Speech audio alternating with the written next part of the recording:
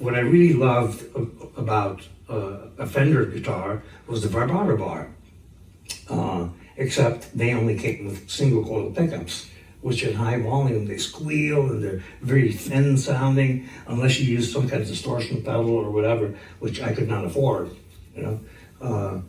And there's the other company, Gibson, that made a Les Paul. Les Paul was a dear friend of mine also, which made humbucking pickups, which were similar to these. They canceled the hum, and it has a much fatter sound.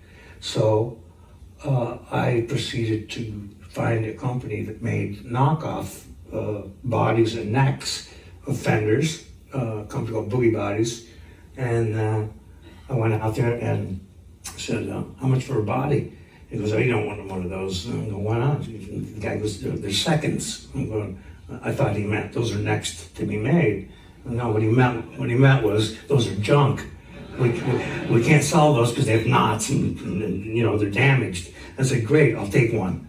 So I bought a $50 body, a $75 neck, and I proceeded to take a chisel and a hammer and make a hole big enough for a Gibson pickup to put in there.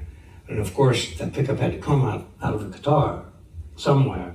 So I ruined that guitar by ripping the pickup out, but I knew I was on to something.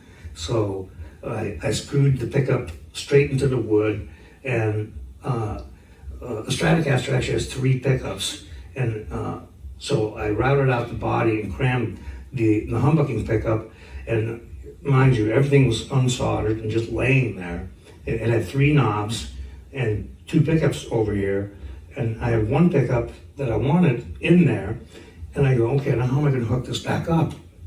I had no clue how to hook it back up, so I wondered if it would work if I just hooked the humbucking pickup straight up to 1 knob, and it worked. So I just ripped everything out, threw it away, and made my own pick guard to cover the holes, and that's what ended up being that guitar. With all your experimentation, was there ever anything that didn't work? Like, do you have a whole graveyard full of instruments that... Yes. Yeah. Yes, I've destroyed many actual vintage guitars, taking just choice pieces out that I wanted for this and that. But so then finally, okay, then I had the guitar built, and I guess one of the most often asked questions is what prompted the paint job.